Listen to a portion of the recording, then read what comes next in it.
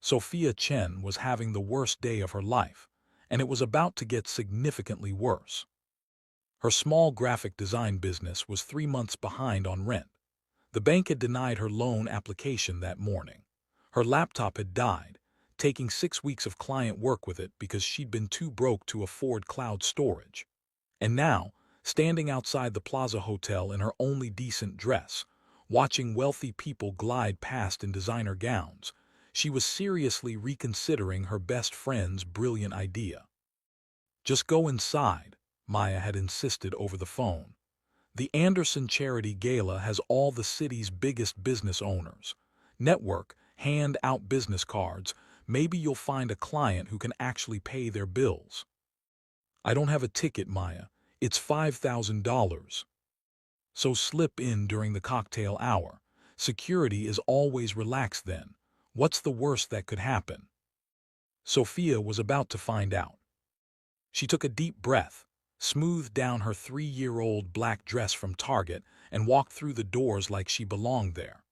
The lobby was magnificent, all marble and gold and crystal chandeliers. Women dripped in diamonds, men wore custom tuxedos, and Sophia felt like an imposter before she'd even committed the crime. She made it past the first checkpoint by simply walking confidently and smiling at the security guard. Made it past the second by blending into a group of chattering socialites. And she almost made it into the ballroom before someone grabbed her arm. "There you are," a woman's voice sharp and relieved. "Everyone's been looking for you." Sophia turned to find an elegant older woman in a silver gown, her face a mixture of relief and exasperation. "I'm sorry, I think you have the wrong." "No time for jokes, dear. Alexander is beside himself. That stunt you pulled, running off like that, very dramatic, but we need to fix this now." The woman was already pulling her toward the ballroom. "I know you two had a fight, but you can't just disappear on your engagement night." "Wait, I'm not." "Here she is," the woman announced, dragging Sophia into the ballroom. And that's when Sophia saw him. Alexander Kane stood in the center of a concerned crowd, his jaw tight, his dark eyes scanning the room with barely controlled fury. He was tall, broad-shouldered, devastatingly handsome in his custom tuxedo, and according to the business magazines Sophia had seen, worth approximately $4 billion. His eyes landed on her, and something flickered across his face. Confusion, then calculation, then something that looked almost like amusement. "Darling," he said, moving toward her with predatory grace, "I've been worried sick." Sophia's mind raced. This was insane. They thought she was his fiancée. She needed to correct them, explain the mistake, get out of here before security arrested her for crashing a charity gala. But then Alexander reached her, and his hand cupped her face with surprising gentleness. His thumb brushed her cheek, and he leaned in close enough that only she could hear. "Play along," he whispered. "Please. I'll explain everything and pay you whatever you want. Just play along for 1 hour." His dark eyes held a desperation that surprised her. This was a man who commanded boardrooms and built empires, and he was begging a complete stranger for help. Sophia knew she should say no, should expose the mistake and deal with the consequences. But she thought about her failing business, about the rent she couldn't pay, about the fact that he just offered to pay her. 1 hour, she whispered back. Relief flooded his features, then he kissed her. It was brief, appropriate for the public setting, but Sophia felt it down to her toes. His lips were soft, his hand steady on her waist, and for a moment she forgot this was all fake. When he pulled back, the crowd around them relaxed. People smiled, someone started clapping, and the crisis was apparently averted. "I'm so glad you two worked it out," the older woman said, dabbing at her eyes. "I knew it was just cold feet." "Thank you, Mother," Alexander said smoothly. "If you'll excuse us, I need to speak with my fiancée privately." He led Sophia through the ballroom and out onto a private terrace. The moment the doors closed behind them, he released her and stepped back. "I apologize for the deception," he said, his voice formal. "Let me explain." "Please do, because I have no idea what just happened." "My actual fiancée, Victoria Ashford, broke up with me approximately 30 minutes ago. Very publicly, very dramatically, in front of half the city's elite." His jaw tightened. "She announced that she was leaving me for my business rival, and that our entire relationship was about access to my money and connections." Ouch. "Indeed. My mother was hysterical, my reputation was in shambles, and then you appeared. You look remarkably like Victoria from a distance. Same height, same dark hair, same general build. My mother assumed you were her, coming back to reconcile. So instead of correcting her, you decided to lie to everyone. I made a split-second decision to save face. Victoria humiliated me publicly. If I can appear unfazed, if I can show everyone that I've moved on instantly, it diminishes her power." He studied her face. "Who are you, really?" "Sophia Chen, graphic designer, small business owner, currently failing at both." "And you're here because—" "I crashed your party hopping to network and find clients. Clearly that plan backfired spectacularly." Something that might have been a smile tugged at his lips. "Perhaps not. I have a proposition for you, Sophia Chen." "I'm almost afraid to hear it." "Continue pretending to be my girlfriend. Just for tonight, for this event. Help me save face in front of these people.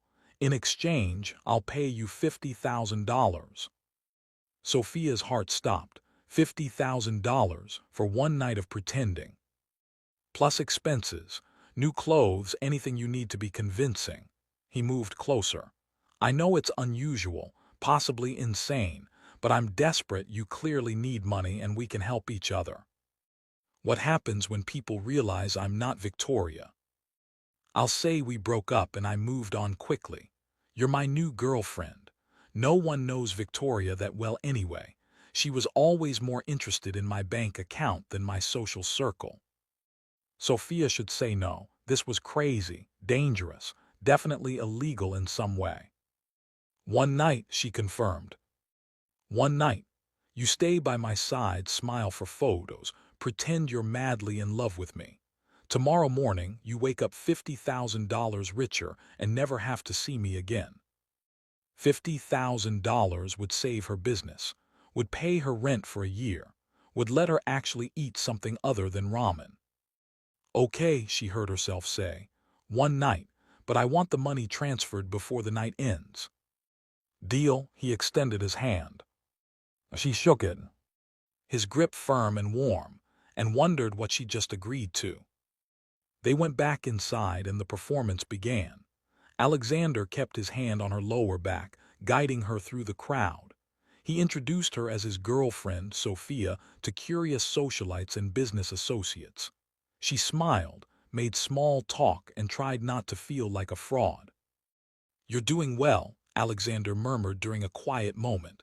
"Very natural. I'm terrified I'm going to say something wrong and blow our cover. Just follow my lead. These people are more interested in being seen than actually paying attention." He was right. Most conversations were superficial, people more concerned with their own status than genuinely getting to know her. But it was exhausting, maintaining the perfect smile, laughing at mediocre jokes, pretending she belonged in this world of extreme wealth and privilege.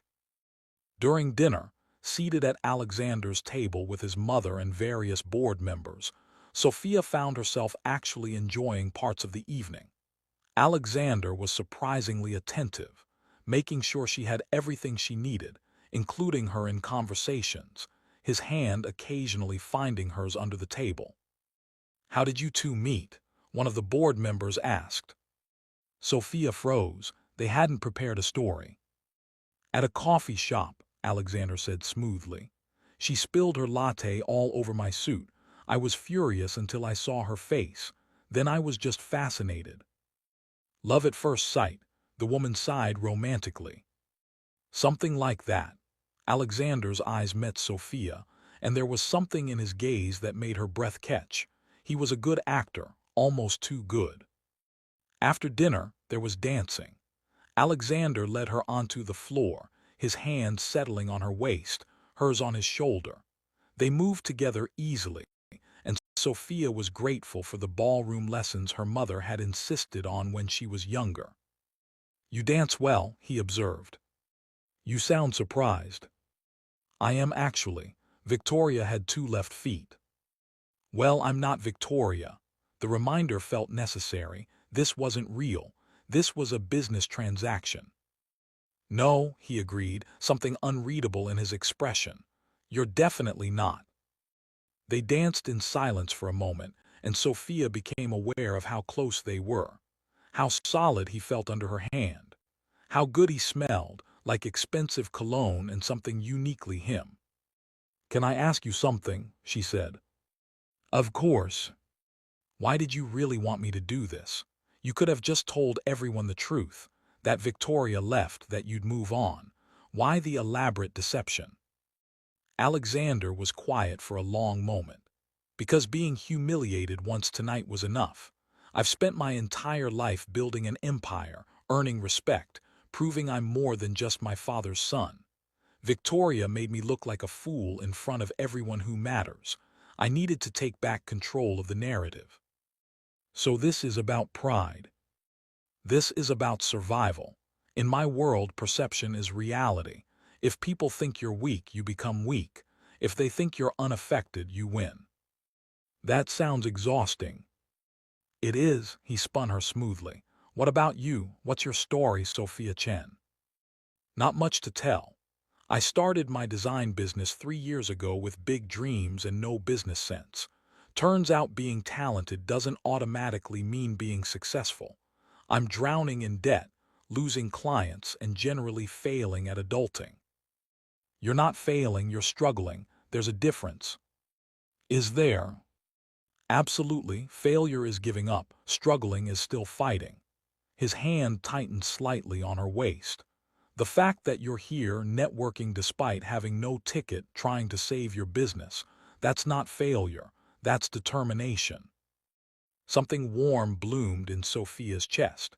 When was the last time someone had believed in her like that? The song ended and they stood there for a moment, still close, neither moving away.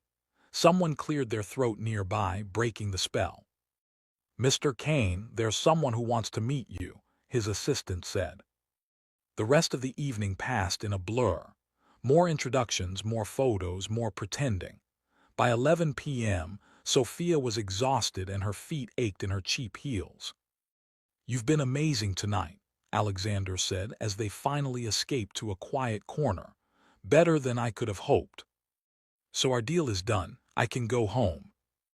"Yes, I'll have my driver take you." He pulled out his phone.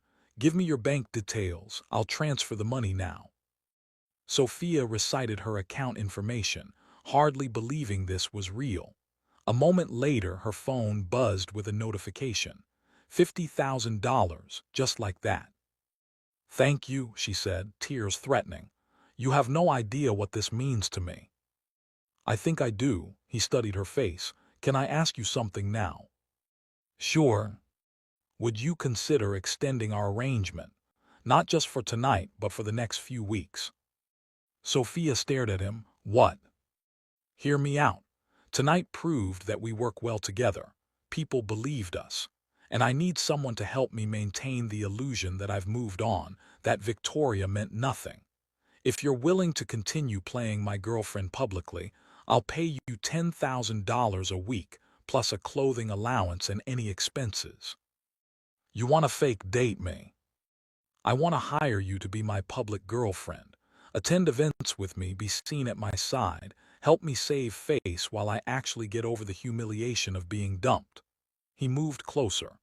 "I know it's unconventional, but you need money, and I need someone I can trust who won't actually try to trap me into a real relationship. We both benefit." Sophia's mind raced.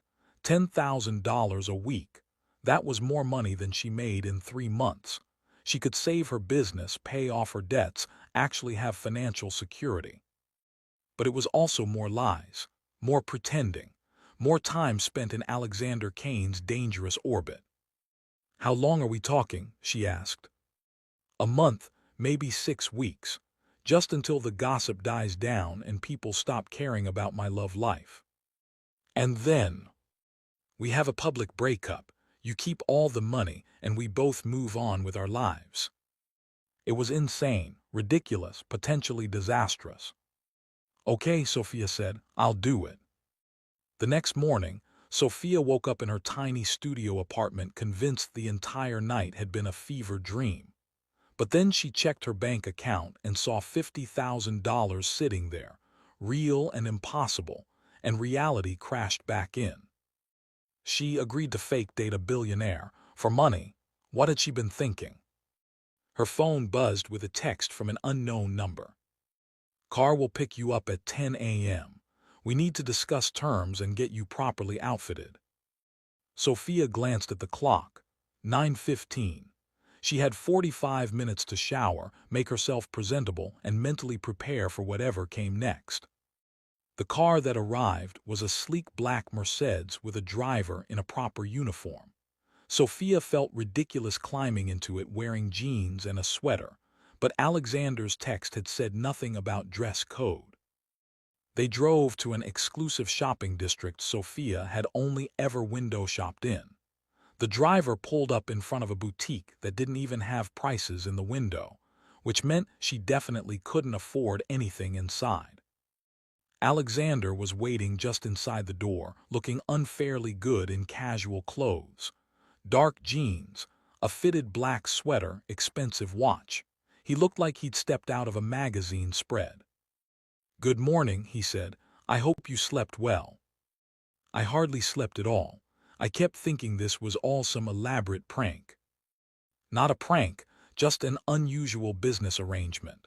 He gestured to a woman hovering nearby with a tablet. "This is Marie. She's going to help you select an appropriate wardrobe."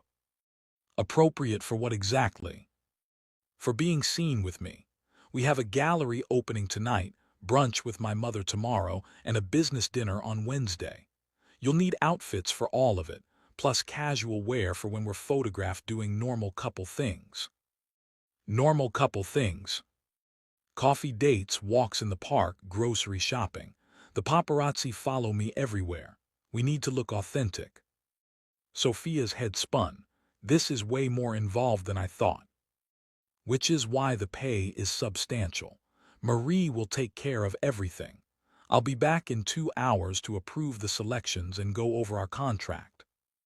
"We have a contract." "We will. I don't do business without proper documentation." He checked his watch.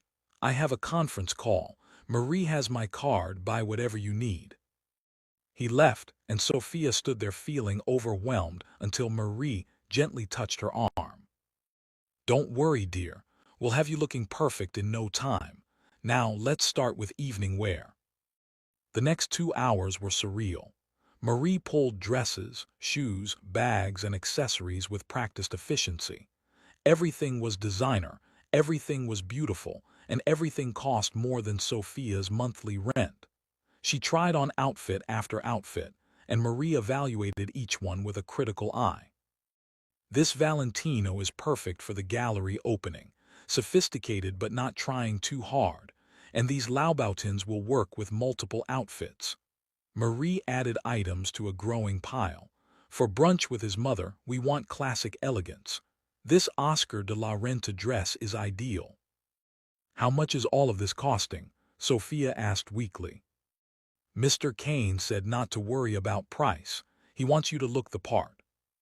By the time Alexander returned, Sophia had been outfitted with 12 complete ensembles, shoes for each, appropriate accessories, and even new lingerie because Marie insisted everything had to work together.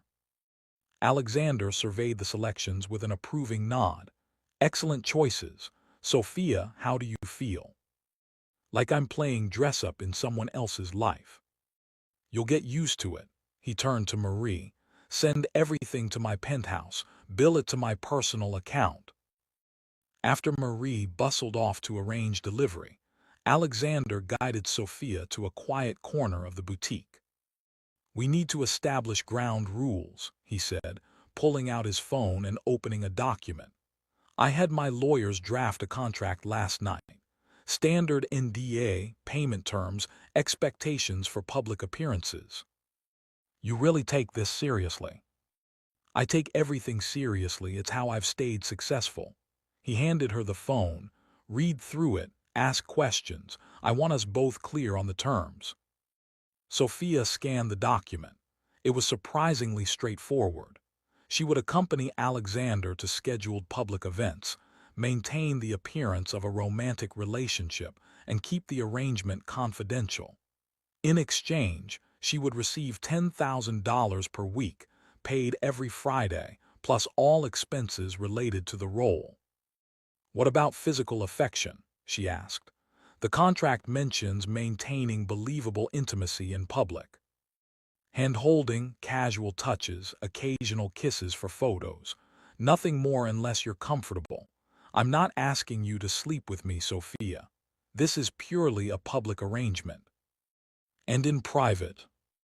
In private, we're business associates. I'll need you available for strategy sessions, to coordinate schedules, to maintain our story. But there's no expectation of actual relationship behavior when we're alone. It should have been reassuring. Instead, Sophia felt oddly disappointed, which was ridiculous. This was a job, not a real relationship. Okay, she said. I'll sign it, but I have one condition. Which is? I need time to still run my business. I can't abandon my clients completely. Agreed. I'll work around your schedule when possible. In fact, I'd prefer you maintain your business. It makes our story more believable if you have your own life. He pulled out a pen. Anything else? What happens if one of us wants to end the arrangement early? There's a clause for that. 2 weeks' notice, final payment prorated. Though I'd prefer we make it the full 6 weeks. It takes time for public perception to fully shift. Sophia signed the contract, her hand shaking slightly. This was really happening. For the next 6 weeks, she was Alexander Kane's fake girlfriend.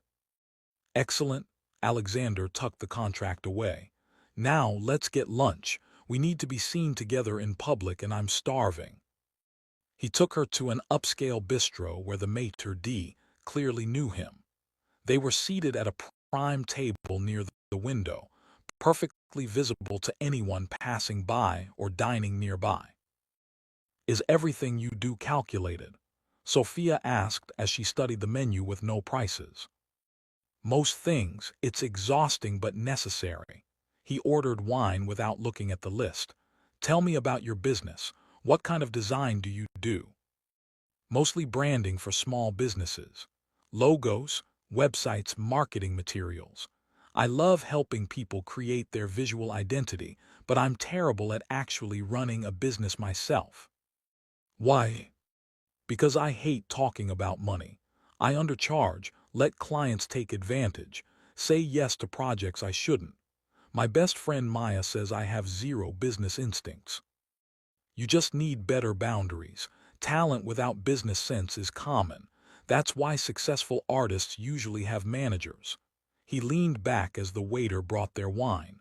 What if I helped you? Helped me how? Business consulting. I review your operations, help you restructure pricing, teach you to negotiate. Consider it a bonus for our arrangement. Why would you do that? Because I have expertise you need and I don't like seeing talent wasted. Plus, if you're successful, our eventual breakup story is more believable. She was focused on her career. Sounds better than she was broke and desperate. He had a point. Okay, but I'm warning you. My business is a mess. I've built billion-dollar companies. I think I can handle a small design firm. They talked through lunch, and Sophia found herself relaxing despite the surreal circumstances. Alexander was surprisingly easy to talk to when he wasn't in business mode. He asked intelligent questions about her work, seemed genuinely interested in her process, and offered insights that actually made sense. You're not what I expected, she said as they finished dessert. What did you expect? Someone colder, more ruthless. The articles about you make you sound like you eat smaller businesses for breakfast. I do when necessary, but I'm not a monster, I'm just competitive. His phone buzzed and he glanced at it. We need to go. The gallery opening starts in 3 hours and you need time to get ready. 3 hours to get ready, that's excessive. Hair and makeup take time. Plus, I want to brief you on who will be there and what you need to know. The car took them to Alexander's penthouse, which was exactly as intimidating as Sophia expected. Floor-to-ceiling windows, modern art, furniture that probably cost more than her entire apartment building. A woman was waiting with a makeup kit and styling tools. "This is Petra. She'll handle your hair and makeup for tonight," Alexander said. "I'll be in my office preparing, take your time." He disappeared down a hallway and Petra got to work. As she curled and pinned Sophia's hair into an elegant updo, Sophia studied the penthouse. Everything was perfect, carefully curated, but it felt cold, like a showroom rather than a home.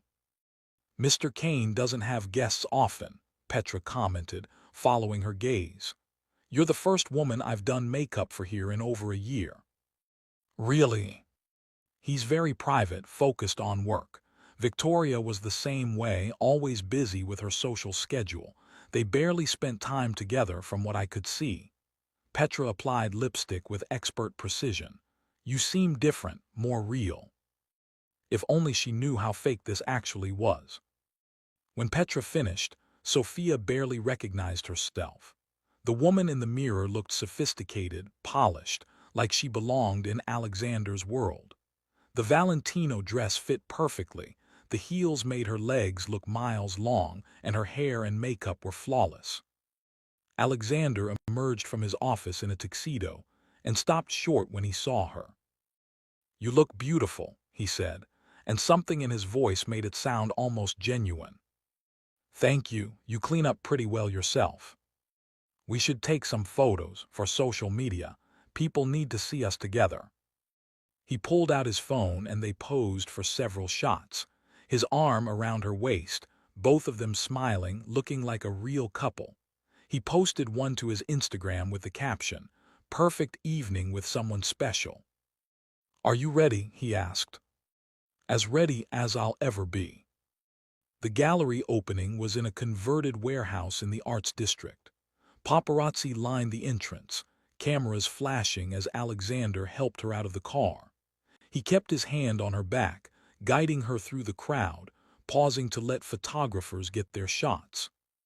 "Alexander, who's your date? Is this your new girlfriend? What happened with Victoria?" Alexander smiled smoothly. "This is Sophia Chen. She's brilliant and beautiful, and yes, we're together. That's all I'll say for now." Inside, the gallery was packed with wealthy collectors and art enthusiasts. Alexander introduced her to dozens of people, and Sophia did her best to remember names and faces. Everyone was curious about her, asking questions she and Alexander had rehearsed answers for. "How long have you been dating?" "A few weeks. We've been keeping it private." "How did you meet?" "A coffee shop, very romantic." "What do you do?" "I'm a graphic designer. I run my own firm." The lies came easier than they should have. By the end of the night, Sophia almost believed their story herself. As they left the gallery, Alexander's hand found hers naturally. "You did great tonight, very convincing." "So did you, almost like you've done this before." "First time, actually. Victoria and I were real, just wrong for each other." He helped her into the car. "Are you okay? That was a lot of performing." "I'm exhausted, but okay. Does it get easier?" "Eventually, you learn to put on the mask automatically." He looked out the window. "Thank you, Sophia, for tonight, for all of this. I know it's strange, but you're helping me more than you know. You're paying me very well for it. Still, you could have said no. You could have exposed me last night. Instead, you took a chance." His eyes met hers. "I won't forget that." The sincerity in his voice surprised her. For a moment, he wasn't the calculated billionaire or the public figure. He was just a man who'd been hurt and was trying to protect himself. "Well," Sophia said lightly, "let's hope this arrangement doesn't blow up in both our faces." "I'll do my best to make sure it doesn't." 3 weeks into their arrangement, Sophia had settled into a strange new routine. Her mornings were spent working on design projects from Alexander's guest room, which he'd converted into an office for her. Afternoons involved public appearances, lunch dates, shopping trips, carefully orchestrated moments where they'd be photographed looking happy together. Evenings were either events like the gallery opening or quiet nights where Alexander actually worked on restructuring her business. He'd been true to his word about helping her. They'd spent hours reviewing her finances, renegotiating contracts, and establishing proper business practices. Her income had already increased by 40%. "You were charging a third of what you should be," Alexander said one evening, reviewing her revised price list. "No wonder you were struggling. Your work is exceptional. You need to value it appropriately." "It feels wrong to charge so much."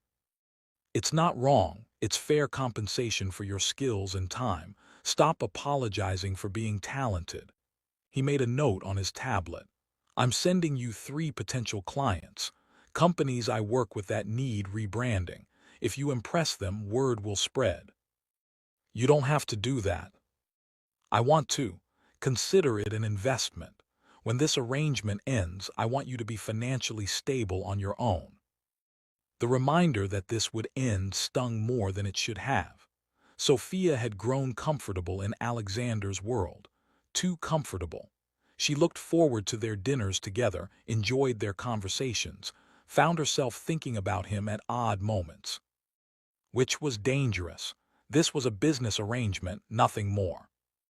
"Brunch with your mother tomorrow," she said, changing the subject. "Any tips for surviving that?" Alexander's expression darkened. "My mother is complicated. She means well, but she's obsessed with appearances and legacy. She'll probably interrogate you about your family, your education, your intentions." "Great, no pressure. Just be yourself. She already likes you more than she liked Victoria. You're warmer, more genuine." He set down his tablet. "Fair warning, she's going to ask about marriage and grandchildren. She's been pressuring me for years." "What should I say?" "Deflect politely. Say we're taking things slow, focusing on getting to know each other." He paused. "She doesn't know this is fake. No one can know. If word got out, it would be worse than Victoria's betrayal." "I understand. Your secret is safe." The next morning, they drove to his mother's estate in the countryside. The house was a sprawling mansion with perfectly manicured gardens and actual peacocks wandering the grounds. "This is where you grew up?" Sophia asked, staring at the mansion. "One of the places. We also had homes in New York, London, and the Hamptons." He helped her out of the car. "Wealth doesn't guarantee happiness. I was lonely most of my childhood." His mother, Catherine Kane, greeted them at the door. She was elegant and intimidating in a designer suit, her silver hair styled perfectly, her smile warm but assessing. "Sophia, darling, so lovely to see you again." Catherine kissed both her cheeks. Come in, come in. Brunch is ready on the terrace." The terrace overlooked the gardens, and the table was set with fine china and crystal. Catherine kept up a steady stream of conversation, asking about Sophia's business, her family, her background.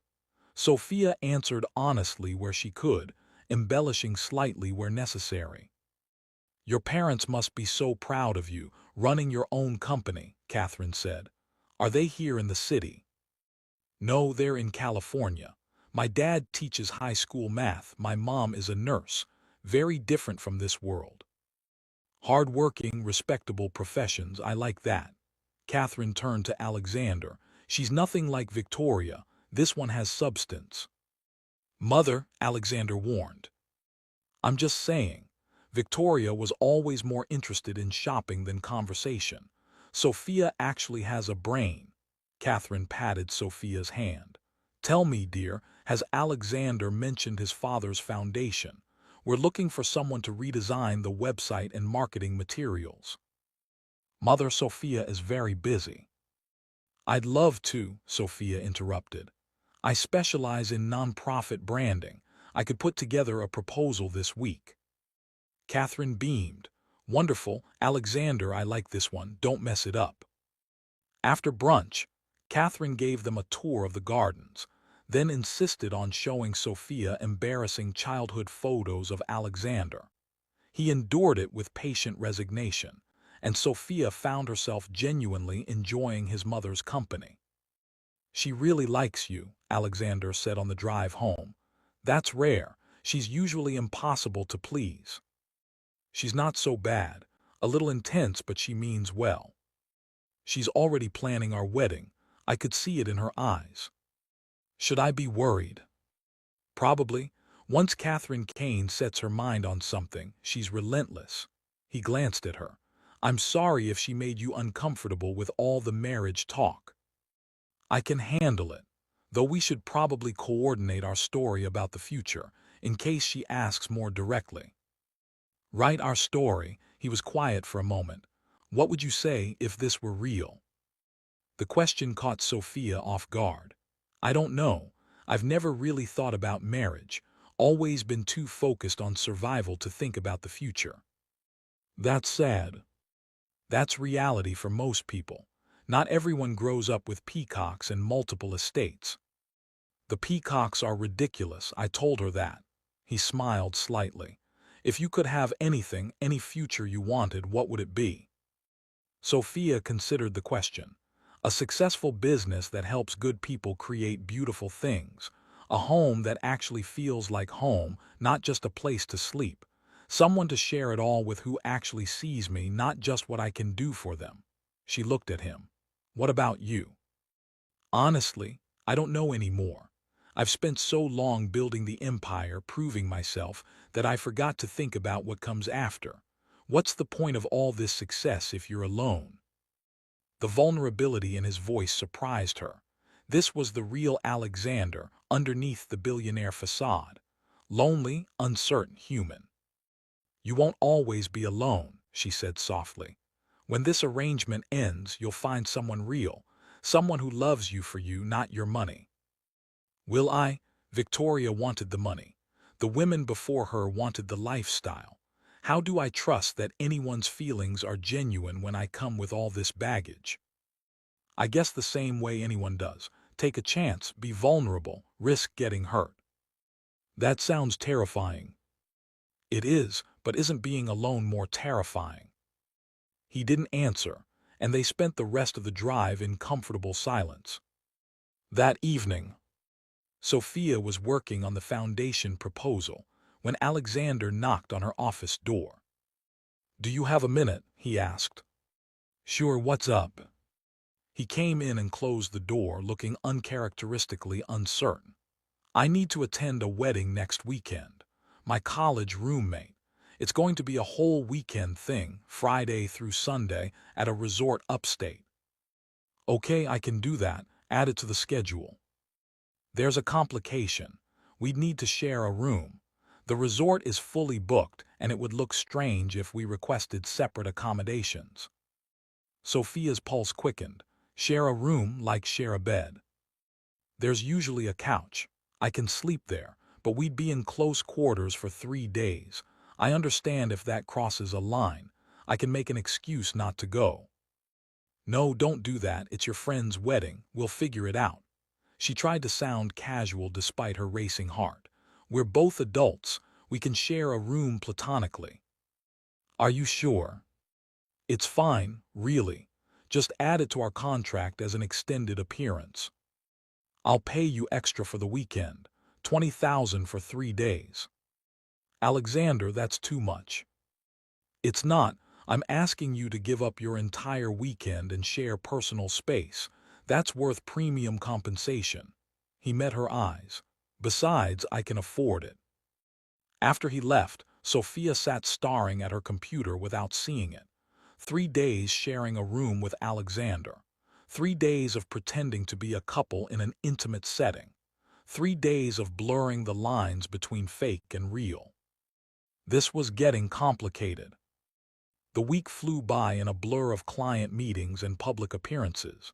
Sophia's business was thriving, thanks to Alexander's connections and guidance. She hired an assistant, moved into a better office space, and actually had money in savings for the first time in years. Friday arrived too quickly. They drove to the resort, a luxurious mountain lodge with stunning views. Their room was beautiful, king bed, fireplace, private balcony, and very, very intimate. "I'll take the couch," Alexander said immediately, setting down his bag. "We can take turns, it's only fair." "Sophia, I'm paying you to be here. I'll take the couch all 3 nights. It's not up for debate." The wedding festivities started that evening with a rehearsal dinner. Sophia wore one of her new dresses, and Alexander's hand stayed on her lower back all night. They played their roles perfectly, laughing together, sharing inside jokes they'd developed over the past weeks, looking like any other couple in love. "You two are adorable," the bride, Jennifer, gushed. "Alexander, I've never seen you this relaxed with someone." "Sophia brings out my better side," he said smoothly. Later, back in their room, Sophia changed in the bathroom while Alexander set up his makeshift bed on the couch. When she emerged in pajamas, she found him already lying down, staring at the ceiling. "You okay?" she asked. "Just thinking today was nice, felt almost real." "That's the point, isn't it? Making it feel real." "I suppose." He turned his head to look at her. "Do you ever forget we're pretending?" The question hung in the air between them, loaded with unspoken meaning. "Sometimes," Sophia admitted. "You're easy to be around. It's not hard to pretend I like you." "Because you're a good actress, or because you actually do like me?" Her heart pounded. "Does it matter?" "Maybe, I'm not sure anymore." He sat up, running a hand through his hair. "These past 3 weeks I've enjoyed spending time with you more than I've enjoyed anything in years. You're funny and smart and genuine. You challenge me, make me think about things differently." "Alexander, I know this is supposed to be business, fake, temporary, but somewhere along the way it started feeling real to me." He stood up, moving closer. "Tell me you don't feel it too. Tell me I'm imagining this connection between us." Sophia wanted to lie, should lie. This was dangerous territory, exactly what they'd both agreed to avoid. "I can't tell you that," she whispered, "because I'd be lying." He cupped her face, his touch gentle. "This is a terrible idea. The worst. We should stick to the arrangement, keep it professional." "We should." Neither of them moved away. "Sophia, if I kiss you right now, it won't be for cameras or appearances. It'll be because I want to, because I haven't been able to stop thinking about kissing you since that first night at the gala." His thumb brushed her cheek. "Tell me to stop. Tell me you don't want this." She should, she knew she should. This was her employer, her business arrangement, the man who held her financial security in his hands. Getting emotionally involved was stupid and reckless. But when she looked into his eyes, she saw the same longing she felt, the same confusion, the same desperate hope that maybe, just maybe, something real could come from this fake arrangement. "I can't tell you to stop," she breathed, "because I want this too." He kissed her, and it was nothing like their public kisses. This was deep and passionate and real. His hands tangled in her hair, her arms wrapped around his neck, and for a moment the whole world disappeared. When they finally broke apart, both breathing hard, reality crashed back in. "We can't do this," Sophia said, even as her body protested. "This is exactly what we said wouldn't happen." "I know, you're right, but he didn't let her go. What do we do now?" "I don't know. Figure out if this is real or if we're just caught up in pretending." "How do we do that?" "I guess we'll find out this weekend." The next morning, Sophia woke to find Alexander already gone from the couch. A note on the nightstand read, "Went for a run, coffee on the balcony. A." She wrapped herself in a robe and stepped outside to find fresh coffee and pastries waiting. The mountain view was breathtaking. mist rising from the valleys below, and for a moment she let herself pretend this was real, that she was on a romantic weekend getaway with a man who actually loved her. Then reality intruded. They crossed a line last night, kissed for real, admitted feelings neither of them were supposed to have. Now everything was complicated. Alexander returned 30 minutes later, sweaty from his run, and they danced around each other awkwardly as he showered and dressed for the wedding. About last night, he started as they drove to the ceremony venue. We don't have to talk about it. Yes, we do. We can't just pretend it didn't happen. Why not? We're good at pretending. She stared out the window. Maybe that's all it was, getting caught up in the role, confusing fake feelings with real ones. Is that what you think happened? Sophia didn't answer because she didn't know. Her feelings for Alexander felt real, but how could she trust them when everything between them was built on a lie? The wedding ceremony was beautiful. Jennifer and her groom exchanged vows full of love and promise, and Sophia found herself tearing up. This was what real love looked like. Not contracts and arrangements and pretending. Real commitment, real trust, real vulnerability. She glanced at Alexander and found him already watching her. Something passed between them, unspoken but heavy with meaning. At the reception, they maintained their performance, dancing together, laughing with other guests, playing the happy couple. But there was a new tension between them now, an awareness that made every touch electric. You two seem different today, Jennifer observed during a quiet moment. More intense, everything okay? Everything's fine, Sophia said quickly. Just tired from the drive yesterday. But Jennifer's knowing smile suggested she wasn't fooled. That evening, back in their room, they finally confronted what was happening between them. This has to stop, Sophia said, packing by the fireplace. We're getting too involved, blurring lines we agreed to keep clear. You think I don't know that? Alexander sat on the edge of the bed, looking exhausted. I've been trying to keep my distance, maintain perspective. But every time I look at you, every conversation we have, every moment we spend together, I forget this is supposed to be fake. So what do we do? End the arrangement early, cut our losses before someone gets hurt. Is that what you want? I don't know what I want anymore, the words burst out of her. A month ago I was broke and desperate. Now I'm financially stable, my business is thriving, and I'm falling for a man who's paying me to pretend to love him. How is any of this real? How do I trust that these feelings aren't just gratitude or proximity or some twisted version of Stockholm Syndrome? You think I'm manipulating you. I think the power dynamic is impossible to ignore. You hold all the cards, Alexander. My financial security depends on keeping you happy. How do I separate real feelings from self-preservation? He stood up, anger flashing in his eyes. You think I'd use that against you? That I'd leverage your financial situation to force you into something real? I don't know. I don't know anything anymore except that this is messy and complicated, and nothing like what we agreed to. You're right, it's not. He moved closer. The arrangement was supposed to be simple, business, but I can't keep pretending my feelings are fake when they're not. I care about you, Sophia, really care, not because you're convenient or because we have a contract, because you're you. How do I believe that? I don't know, but I'm willing to prove it. He took a deep breath. End the arrangement, right now. No more payments, no more contract, no more business relationship. We start over as equals. Go on a real date, get to know each other without the pretense. See if this is real without money complicating everything. Sophia stared at him. You do that. Give up the arrangement when you still need the public appearance of being over Victoria. I'd rather lose face publicly than lose you.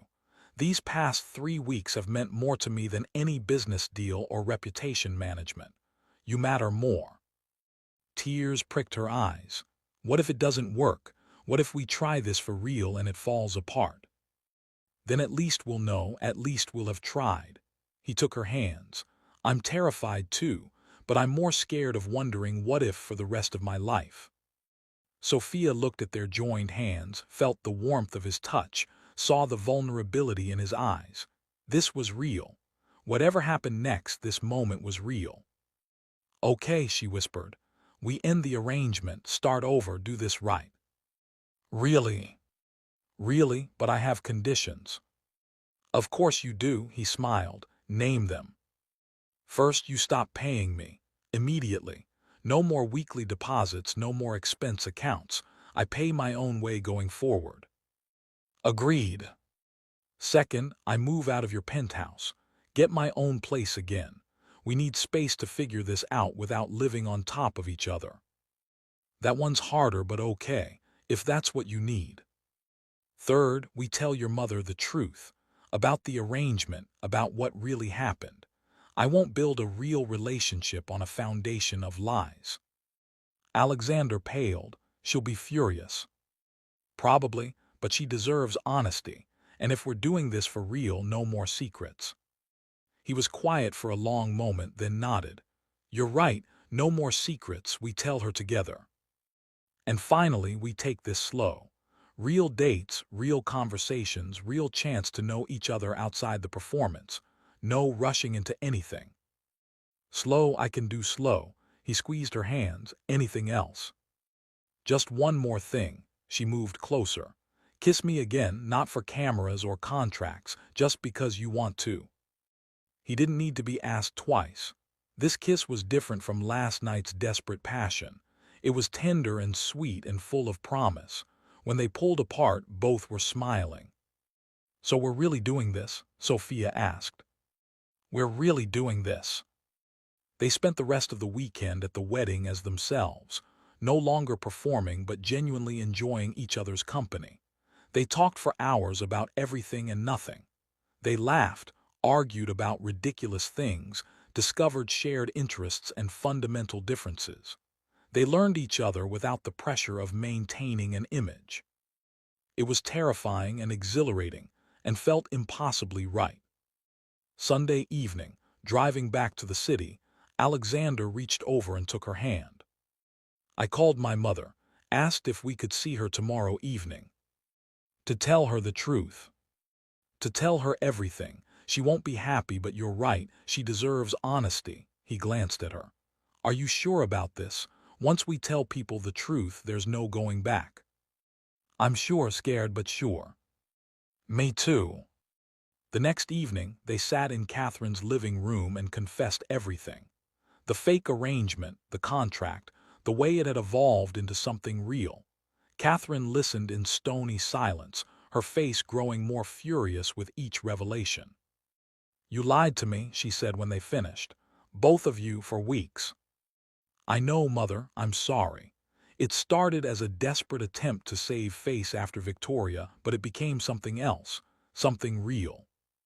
"And you," Catherine turned to Sophia, "you took money to pretend to love my son." "Yes, I needed the money desperately, and he needed someone to help manage his public image. It was a business transaction." Sophia met her gaze steadily.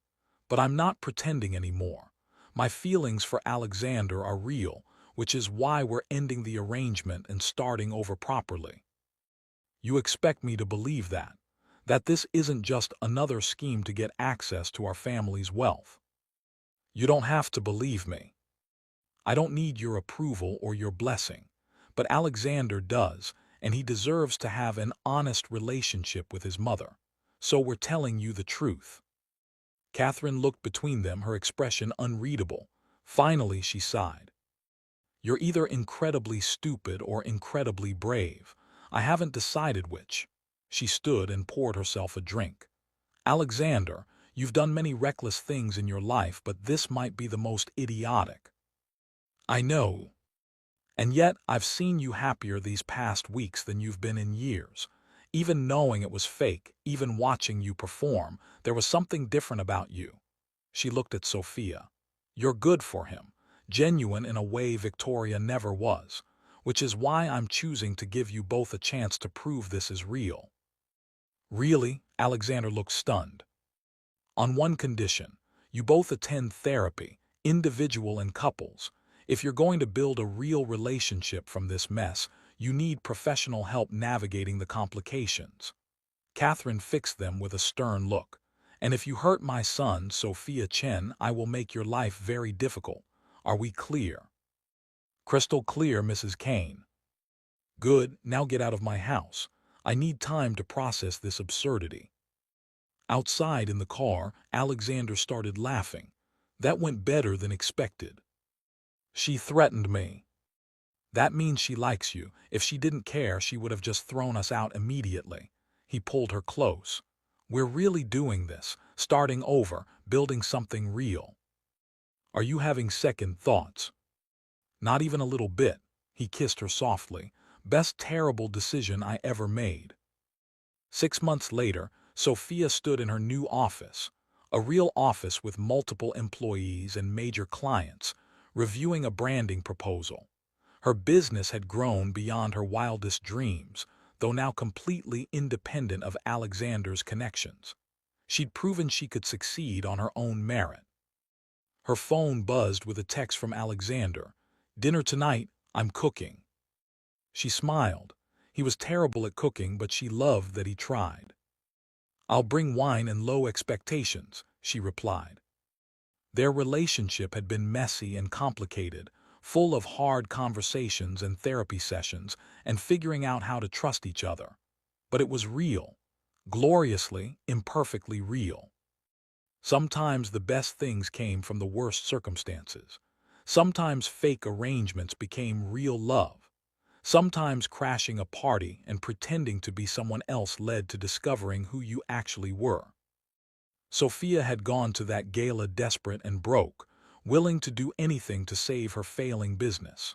She left with a fake boyfriend, a contract full of lies, and no idea her life was about to change completely. Now she had a thriving business, a real relationship with a man she loved, and the knowledge that sometimes the craziest risks led to the most beautiful rewards. Her phone buzzed again. P.S. I love you, just in case you forgot. She hadn't forgotten, she never would. Love you too, she typed back, even if you burn dinner again. Some love stories started with love at first sight. Others started with elaborate deceptions and business contracts. But in the end, what mattered wasn't how it started. What mattered was choosing each other, every single day for real.